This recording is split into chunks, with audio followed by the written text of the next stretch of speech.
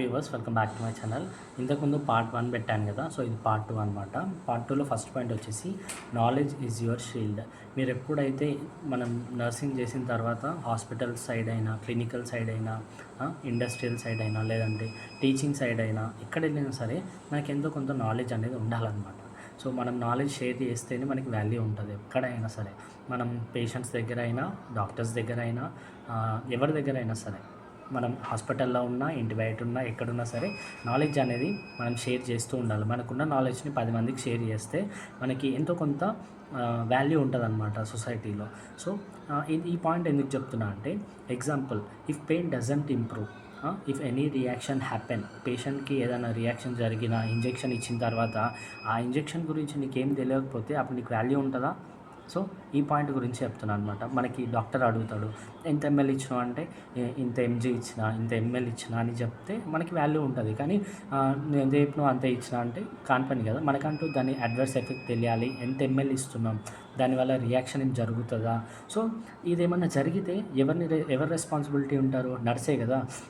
అది మంచి జరిగినా, చెడు జరిగినా నర్స్నే పిలుస్తారు.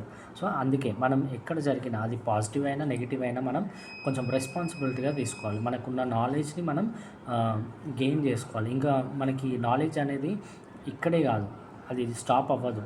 ఇది కంటిన్యూయింగ్ ఎడ్యుకేషన్ లాగా ఉంటుంది అనమాట. మనం చదువుకున్న కొద్దీ ఇంకా చదవాలనిపిస్తూ ఉంటుంది నాలెడ్జ్ తెచ్చుకోవాలి అంటే. Second one, language changes everything. Language అంటే మనకి నువ్వు హిందీలో మాట్లాడినా, ఇంగ్లీష్లో మాట్లాడినా, తెలుగులో మాట్లాడినా, it's the difference from starting to ending point, right? So not every patient speak English. So కొంతమంది వీళ్ళు ఉంటారు, లైక్ బంగ్లాదేశ్ అయినా, పాకిస్తానీ అయినా, లేదంటే అరబిక్ వాళ్ళు అయినా సరే.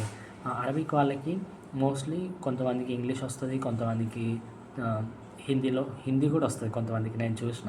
సో కొంతమందికి అరబికే వస్తుంది, వాళ్ళకి వేరే లాంగ్వేజ్ రాదు. So hospital side mostly 99.9% Arabic వాళ్ళే ఉంటారు. సో వాళ్ళకి కొంతమందికి ఇంగ్లీష్ వస్తుంది. సో మనం వాళ్ళతో మేనేజ్ చేయొచ్చు. కానీ మనకు అరబిక్ రాదు కదా, ఆ టైంలో ఏం చేయాలి? వాళ్ళతో ఇంగ్లీష్లో మేనేజ్ చేయాలి. లేదంటే ట్రాన్స్లేటర్స్ ఉంటారు, లేదంటే అరబిక్ వచ్చిన వాళ్ళు ఉంటారు. సో వాళ్ళతో కొంచెం మేనేజ్ చేయాలి. అరబిక్ వాళ్ళు ఉంటారు కదా, వాళ్ళని ఎట్లా మేనేజ్ చేయాలి అంటే, వాళ్ళు పెయిన్ని డిస్క్రైబ్ చేస్తూ ఉంటారు, ఎమోషనల్గా చెప్తూ ఉంటారు. ఇక్కడ స్టమక్ పెయిన్ ఉన్నప్పుడు స్టమక్ని పట్టుకుంటారు, నెక్ పెయిన్ ఉంటే నెక్ని పట్టుకుంటారు. సో వాళ్ళు చెప్తారు, అండర్స్టాండ్ చేసుకోవచ్చు వాళ్ళ పెయిన్ ఎలా ఉంది, ఎక్కడుంది. సో మనకు తెలిసిపోతుంది. అప్పుడు మీకు వచ్చిన వాళ్ళు ఉంటారు, ట్రాన్స్లేటర్స్ ఉంటారు, వాళ్ళతో మనం మేనేజ్ చేయొచ్చు, ఇంగ్లీష్లో అయినా, హిందీలో అయినా. కానీ మనకి పేషెన్సీ ఉండాలి. మన సైడ్ లాగా ఏందమ్మా పో, చిరాకు పడడం అలాంటివి చేయొద్దు ఇక్కడ. సో మన సైడ్ అంటే తిట్టినా కొట్టినా ఎవరైనా పడతారేమో, కానీ ఇక్కడ అట్లా ఉండదు. మన సైడ్ ఎట్లున్నా నడుస్తుంది, కానీ ఇక్కడ అలా ఉండదు. Patience is must important. మనం ఎంత నిజాయితీగా ఉంటే మనకు అంత వాల్యూ ఉంటుంది ఇక్కడ. మనకి పేషెన్సీ ఉండాలి, ఓపిక ఉండాలి. ఓపిక అంటాం కదా, మనం ఎంత కష్టమైనా సరే ఓపికతో చేసుకుంటేనే మనకి వాల్యూ ఉంటుంది ఇక్కడ. మీరు ఏ ఇంజెక్షన్స్ ఇచ్చినా, లైక్ నార్కోటిక్స్ అయినా, నార్మల్ మెడికేషన్స్ అయినా, ప్రతిదీ డబల్ చెక్ చేసుకోవాలి. ఇది ఒక స్ట్రిక్ట్ రూల్ అనమాట. ప్రతి ఏ ఇంజెక్షన్ ఇచ్చినా రీచెక్ చేయాలి ఇచ్చేటప్పుడు. Next one, count must be perfect. మనకి ఎగ్జాంపుల్, మార్నింగ్ షిఫ్ట్లో 10 యాంపిల్స్ ఉన్నాయి, ఈవినింగ్ షిఫ్ట్ వాళ్ళకి హ్యాండ్ ఓవర్ ఇస్తాం. ఆ టైంలో ఎన్ని యాంపిల్స్ ఉన్నాయి, లైక్ ఎన్ని యూజ్ చేసినాం, ఎంత బ్యాలెన్స్ ఉంది, పర్ఫెక్ట్ ఉండాలి. లేదు నేను ఒక ఇంజెక్షన్ ఇచ్చినా ఇవ్వలేదా, కొంచెం కొంతమంది కన్ఫ్యూజ్ ఉంటారు. కానీ మీరు ఇంజెక్షన్ ఇచ్చినప్పుడు ఖచ్చితంగా రిజిస్టర్లో అయినా, ఎక్కడైనా సరే కేర్ షీట్లో అయినా మీరు నోట్ డౌన్ చేయాలి ఖచ్చితంగా. అది కౌంట్ మస్ట్ బి పర్ఫెక్ట్. ఏదైనా డిలే అయినా కానీ క్వశ్చన్ రైజ్ చేయాలి. ఎందుకు డిలే అయింది, ఫార్మసీ నుంచి ఎందుకు రాలేదు, ఈ ఇంజెక్షన్ ఎందుకు ఇవ్వలేదు. సో మనం రైజ్ చేయాలి క్వశ్చన్.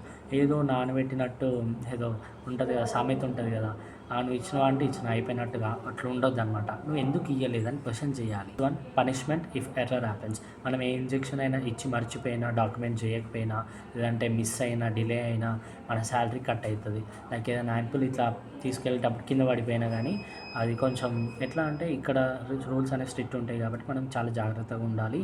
దానికి పనిష్మెంట్స్ ఉంటుంది అండ్ ఎక్స్ప్లెనేషన్ లెటర్స్ రాయాల్సి వస్తుంది. ఇంకోటి శాలరీ కూడా కట్ అవుతుంది మన శాలరీలోంచి. Documentation must be exact. నువ్వు ఏ ఇంజెక్షన్ ఇచ్చినా సరే documentation is must and should.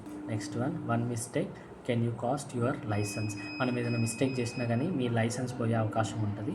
So జాగ్రత్తగా మనకి ఇంజెక్షన్స్ ఇచ్చినా, పేషెంట్ సైడ్ కేర్ అయినా సరే చాలా జాగ్రత్తగా చేయాలి. Legal actions are real and Saudi health care law is very strict and complaints escalate fast. If there is ఎక్కడైనా ఏదైనా మిస్టేక్ జరిగినా కానీ కంప్లైంట్స్ రేజ్ చేయడం ఫాస్ట్గా ఉంటుంది అనమాట. ప్రాసెసింగ్ అయినా కానీ ఏదైనా డిలే కాదనమాట. ఇక్కడ ఫాస్ట్ యాక్షన్ తీసుకుంటారు. Families nose there rights. మన సైడ్ ఎట్లుంటుందంటే ఫ్యామిలీస్ ఏదైనా జరిగితే పట్టించుకోరు, కానీ ఇక్కడ అట్లా ఉండదు. వాళ్ళ రైట్స్ ఏంది క్వశ్చన్స్ చేస్తారు, ఎందుకు ఇట్లా జరిగింది. హాస్పిటల్ పాలసీస్ అనేవి వాళ్ళకి తెలుస్తాయి. వాళ్ళకంటూ ఒక రైట్ ఉంటుంది.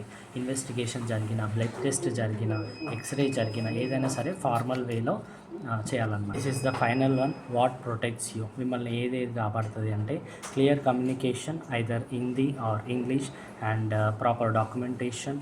You have to know proper hospital policies also. So this is the video guys. I hope you loved this video and share to your nursing friends who are planning to come Saudi Arabia. So until then keep watching my videos. Untamalla. Bye bye.